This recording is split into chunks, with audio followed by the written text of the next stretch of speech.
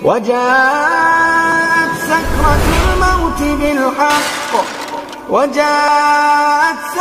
الموت بالحق ذلك ما كنت منه تحيد. Nabi SAW memang perintahin kita untuk menghias suara kita pada saat membaca Al-Quran. Tapi bukan berarti kita bisa menghias bacaan semau hati kita. Kayak kita mau dibikin melo atau gimana semau hati kita. Ada tuntunannya juga yang benar. Karena ada beberapa irama, ada beberapa hiasan yang mana itu malah aslinya dilarang para ulama qiraah dan tidak sesuai sama apa yang diajarkan Nabi SAW. Ini irama loh ya. Kita nggak ngebahas masalah makhraj, masalah tajwid irama. Makanya jangan bilang, lah kan bang yang penting panjang pendeknya sesuai, makhrajnya sesuai. No, tuntunan bacaan Nabi SAW nggak berhenti sampai ke makhraj sama tajwid. Sampai ke irama-iramanya juga kita harus ikuti tuntunannya. Insya Allah kita bakal bahas tentang 9 aib pada saat membaca Al-Quran yang dibahas oleh Al-Imam Ibnul Jazari rahimahullah ta'ala dalam kitabnya An-Nashr fil Qira'atil Ashr. Let's go! Langsung ke aib nomor 1 pada saat membaca Al-Quran. Tamdhighul lisan. Tamdhighul lisan artinya membaca Al-Quran seolah-olah dalam mulutnya itu ada gumpalan atau kunyahan makanan, sehingga bacaan Qur'annya jadi nggak jelas. Biasanya tamdhighul lisan ini terjadi pada saat orang ngebaca Al-Quran dengan tempo hadr atau tempo yang lebih cepat dari tartil. Nih gue bakal contohin Al-Fatihah yang mana pas dibaca itu dipraktekin dalamnya tamdhighul lisan, yang ini salah. Bismillahirrahmanirrahim. Alhamdulillahirabbil alamin arrahmanirrahim maliki yaumiddin iyyaka na'budu wa iyyaka nasta'in ihdinas siratal mustaqim. Nah, di sini kan kita bingung tuh. Nih yang tarqiq mana, yang tafkhim mana, yang ada tasydid mana, yang dengung mana. Makanya baca dengan tempo hadr atau tempo yang lebih cepat boleh, tapi harus sesuai juga sama hukum-hukumnya. Makhrajnya semuanya panjang pendeknya harus sesuai. Setiap huruf kita berikan haknya. Alhamdulillahi rabbil alamin arrahmanir rahim maliki yaumiddin iyyaka na'budu wa iyyaka nasta'in. Cepat boleh, tapi hukum jangan sampai ketinggalan. Langsung ke aib nomor 2, wala bitaqa'iril fami. Artinya membaca Al-Quran, mengeluarkan huruf-huruf Al-Quran dari suara pangkal leher atau leher yang paling dalam, paling bawah, sehingga bacaan Qurannya menyerupai suara-suara Arab Badui pada saat berbicara. Contohnya gimana? Contohnya gini. Bismillahirrahmanirrahim. Alhamdulillahirabbil alamin arrahmanirrahim maliki yaumiddin. Nah, kayak gitu contohnya. Alhamdulillah, kita tinggal di Indonesia yang mana bangsa kita nggak ada sama sekali logat yang mana ngebaca Al-Quran kayak orang-orang Badui pas berbicara. Langsung kita ke aib nomor 3, yaitu ta'wijul faqih. Apa sih ta'wijul faqih? Diambil dari kata iwaj. Iwaj itu artinya bengkok atau miring atau memalingkan dari jalan yang lurus. Kalau misalnya al-faq artinya rahang. Jadi apa artinya ta'wijul faqih? Mengeluarkan huruf dari makhrajnya dengan cara memiringkannya atau mengimalahkannya. Biasanya terjadi pada 2 kondisi. Yang pertama, pada saat membaca harokat kasroh. Yang kedua, pada waqaf ayat, waqaf berhenti. Dan huruf kedua terakhirnya itu, ya huruf sebelum huruf yang terakhir itu ya yang sukun, ya yang mati. Gimana sih maksudnya memiringkan bacaan? Contoh ya, oke, contoh dari kondisi yang pertama yaitu pada saat harokatnya kasroh. Ulaika yu'minuna bih. Harusnya kan ulaika yu'minuna bih. Bih, kasrohnya jelas i, bukan dimiringkan jadi e. Habis itu contohnya pas di waqaf yang sebelumnya ada ya mati. Contohnya Alhamdulillahi rabbil alamin. Ini biasanya kejadian kalau orang lagi pada ngaji bareng-bareng, lagi semangat di sekolah, atau misalnya di sekumpulan orang lagi pengajian, lagi apa, disuruh ngaji bareng-bareng. Nah, ntar kan biasanya orang pada pengen berisik-berisik tuh ya. Jadinya Alhamdulillahirabbil alamin. Jadi contoh bacaan yang seperti ini tidak dibenarkan sama sekali. Al-Imam Ibrahim Ali As-Samanudi mewanti-wanti para pembaca Al-Quran agar nggak ngebaca Quran tuh kayak gini gitu loh, pas lagi ngebaca kasroh. Pada baitnya yang indah, kayak gini baitnya, waqsir ila dhahiki wal maksuri. Jadi gini penjelasannya ya dari bait ini. Wahai para pembaca Al-Quran, hati-hati kalau ketemu dengan harokat kasroh. Jangan sampai kalian baca dengan mengimalahkannya atau memiringkannya. Kalian baca dengan meringis seperti orang yang tersenyum. Tersenyum di sini bukan berarti kayak gini ya, alamin, min. Ini salah karena kasroh itu dibaca dengan menjatuhkan rahang. Min. Jadi senyum di sini bukan berarti senyum menggerakkan pojok bibir. Kesalahan kita juga pada saat harokat kasroh, kita ngebaca apapun yang harokatnya kasroh dengan menggerakkan pojok bibir nih. Makanya kalian ngaca, kalau kalian baca kasroh, pojok bibirnya ikut gerak, berarti kasroh kalian masih salah. Alhamdulillahirabbil alamin. Bukan kayak gini, tapi min. Yang sahih itu membaca kasroh itu maksudnya senyum bukan kayak gini, tapi sambil dijatuhkan rahangnya. Apa dalilnya kalau misalnya kita baca kasroh itu jatuhin rahang? I, bukan I. Jadi pada saat Al-Quran itu pengen dikasih harokat, jadi Al-Quran kan zaman dulu kan cuman hurufnya tuh kayak cuman gigi-gigi aja ya, nggak ada titiknya, apalagi harokatnya belum ada. Dahulu Abul Aswad Ad-Du'ali mengumpulkan di setiap kabilah satu orang, ya, satu orang setiap kabilah untuk diseleksi siapa yang paling ahli untuk mengharokatin Al-Quran, sampai akhirnya dipilih satu orang. Nah, pas sudah kepilih satu orang, Abul Aswad Ad-Du'ali kayak gimana perintahnya? Kalau kamu melihat mulutku terbuka, maka gambarkan fathah, ya, garis di atas. Kalau kamu lihat rahangku jatuh, maka gambarkan kasroh I. Abul Aswad Ad-Du'ali enggak memerintahkan untuk kalau kamu lihat bibirku tersenyum, maksudnya bibirku bergerak pinggirnya, maka tulis kasroh, enggak. Tapi apa perintahnya? Kalau kau melihat rahangku jatuh, rahang bawah, I, maka gambarkan kasroh. Nah, langsung kita ke ayat nomor 4. Ayat nomor 4 ini ayat paling laris pada saat baca Quran. Entah kita, entah murotal-murotal yang sering kita dengar. Ya, ayat nomor 4 yaitu namanya tar'idus sauti. Membaca Al-Quran, mengeluarkan huruf-huruf Al-Quran dengan cara sambil dibaca, dia itu mengeluarkan getaran. Atau baca sambil bergemuruh, ya, bergetar. Nah, getaran di sini, tar'idus sauti, tentunya bukan getaran yang ada sebab dia jadi getar, tapi karena getarannya kita buat-buat, ya. Contohnya gimana? Alhamdulillahi Rabbil Alamin. Gue yang bikin tuh suaranya. Digitu-gituin sampai suaranya jadi ada seolah-olah ada efek-efek kerennya lah gitu. Atau paling jelas kalau misalnya ayatnya panjang ya,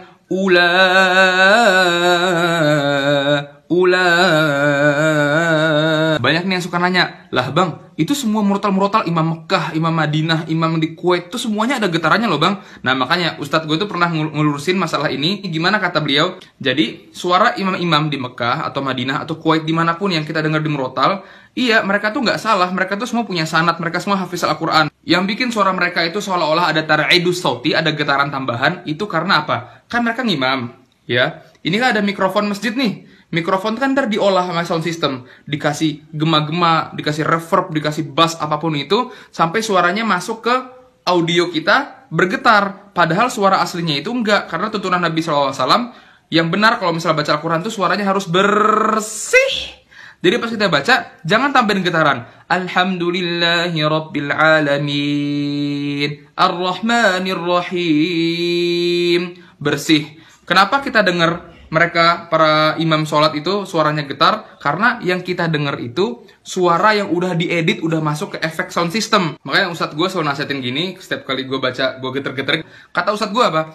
Tugas kita cuma ngebaca sesuai tuntunan Nabi SAW. Yang mana tuntunannya itu baca gimana? Bersih, nggak ada sama sekali getaran tambahan. Nah, biarkan sound system yang bekerja buat ngasih efek. Jangan leher kita nambahin efek. Karena termasuk kesalahan baca Al-Quran yaitu kita bikin efek sendiri dari leher kita. Makanya lebih utama itu kalau belajar ngaji langsung bertatap muka sama syekhnya, sama ustadznya. Langsung kita masuk ke ayat nomor 5 yaitu tamtitus syaddi. Tamtitus syaddi artinya memanjang-manjangkan, mengulur-ulurkan pada huruf yang bertasydid. Ini tuh sering terjadi pada Qiraah bil ghina. Qiraah bil ghina itu, tahu gak sih baca Al-Quran yang di lomba-lomba MTQ biasanya tuh yang dipanjang-panjangin. Nah, ini sering kejadian di sini. Contoh pada potongan ayat liyad dabbaru ayatih. Kan ada dua tasdid tuh. Liyad, dalnya ada tasdid, dab baru, ba-nya ada tasdid. Nah, kalau tamtitus syaddi prakteknya gimana yang salah? Kayak gini contohnya. Liyad dabbaru, liyad dab. Jadi ada lihat, ada suara at.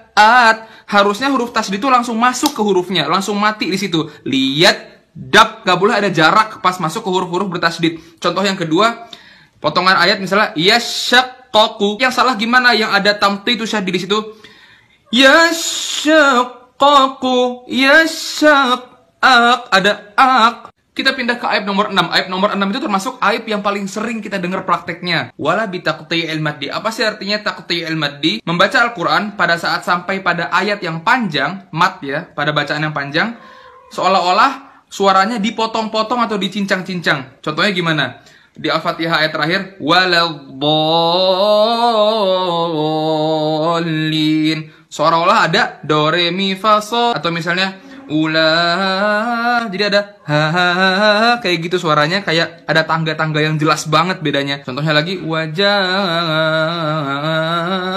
kan ada banyak tangga ya, wajah kayak gitu-gitu. Itu termasuk bacaan yang jangan kita contoh. Makanya kalau misalnya baca ayat-ayat yang panjang, ya kita hiasnya ya udah kita bersih aja. Wajah Langsung kita ke ayat nomor 7, yaitu tatloninul gunnat.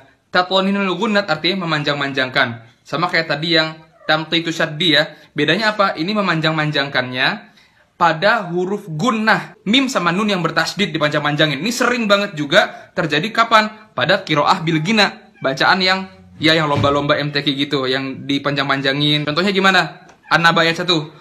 Amma yatasalun.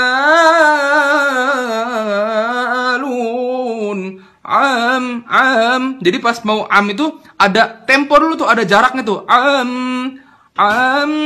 Ingat huruf bertasydid mau dia gunnah mau enggak langsung masuk ke hurufnya. Amma yatasa summain.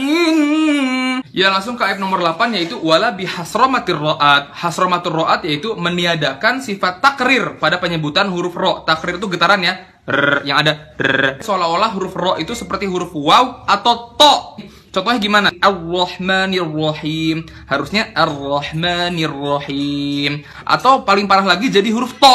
Al-Rahmanir-Rahim. Nah, ayat yang terakhir nomor 9. Walaysa qira'atan tunafiru minhat tiba' wa tamujjuhal qulub wal asma'. Jadi kalau diartiin gampang gini. Bacaan Al-Qur'an yang mana pada saat didengar itu membuat orang yang mendengarkannya lari dan menimbulkan rasa takut atau kayak mistis gitu atau serem. Salah satunya ya yang kemarin terakhir viral beberapa tahun lalu. Misalnya bacaan Al-Quran dengan langgam Jawa kayak sinden. Karena apa? Pada saat kita dengar bacaan Al-Quran yang pakai langgam Jawa, jadinya itu alam bawah sadar atau alam pikiran orang yang mendengarkan bacaan Al-Qurannya itu pindah dari memahami makna-makna ayat Allah, pikirannya kemana? Ke dunia perwayangan, ke adat-adat Jawa. Nah, sekarang ada 4 aib tambahan yang keluar dari 9 yang tadi. Aib tambahan nomor 1, yaitu membaca dengan tarji', yaitu sama kayak tadi, taqti'us sauti, memotong-motong bacaan. Memutus-mutus bacaan itu nggak apa-apa, asal ada sebab yang ngebuat kita jadi putus-putus, bukan dibuat-buat pakai tenggorokan kita. Contohnya, Nabi SAW pada saat Fathu Makkah, beliau SAW naik onta sambil membaca Al-Quran. Naik onta kan gini, goyang-goyang kan. Nah, lalu sahabat Abdullah bin Mughaffal mendapati beliau membaca Al-Quran dengan seperti terpotong-potong suaranya. Ya wajar lah, sama kayak kita kalau misalnya naik mobil, jalannya berbatuan. Kita bacaan apa?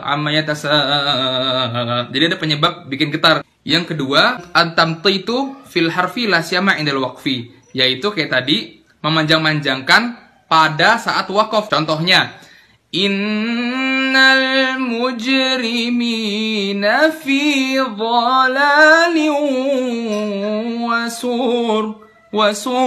Harusnya kan baca wasu'ur, tek. Cuman sependek itu jadinya dipanjangin wasur. Tambahan nomor 3 nih kita sering banget nih jatuh di sini tanpa sengaja ataupun kita sengaja. Al-mubalaghatu fi ada'il makharij wasifah. Berlebih-lebihan pada saat mempraktekkan makhraj huruf dan sifat-sifat huruf. Contoh berlebih-lebihan pada makhraj huruf, iyyaka na'budu. Makhraj ainnya bener tuh di situ, di tengah tenggorokan. Na'budu, tapi kita lebay, kita terlalu tenggelam di huruf ain. Sama juga ghairil maghdu. Ghainnya bener di situ posisi ghain, cuman terlalu dalam, kelamaan, kepanjangan. Yang bener gimana? Iyyaka na'budu, secukupnya, jangan na'budu, jangan pula maghdu, ghairil maghdu. Kalau berlebihan pada sifat, contoh berlebihan pada sifat hamas di huruf ha. Ar-Rahmanir-Rahim. Baca secukupnya aja. Ar-Rahmanir-Rahim. Yang terakhir yang juga sering, yaitu adalah at-tahzin. Ini bahaya ya, karena at-tahzin itu artinya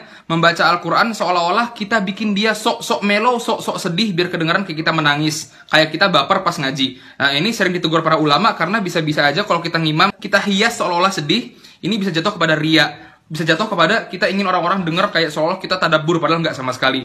La uqsimu biyaumil qiyamah. Seolah-olah kayak sedih, padahal aslinya itu suara dia aja yang dihias biar kayak sedih. Kita baca Al-Quran sesuai tuntunan Nabi SAW. Kalau misalnya dengar para ulama, imam, kenapa bacaan mereka kok banyak sih? Aib-aib ini banyak loh yang masuk nih di Mekah, kayak di Madinah, di mana banyak yang baca kayak gini. Jangan disalahkan, mereka semua tuh pas setoran, itu semua bebas dari 9 aib ini. Tapi kenapa pas ngimam baca kayak gini? Karena fokusnya imam pas sholat itu di dua hal, hafalan sama tadabbur. Kadang-kadang makanya kalau ayatnya sedih, jadi mellow, jadi kepanjangan. Itu aja, semoga manfaat, share sebanyak-banyaknya, dan semoga kita bisa praktekin di keseharian kita pas baca Al-Quran. Wassalamualaikum warahmatullahi wabarakatuh.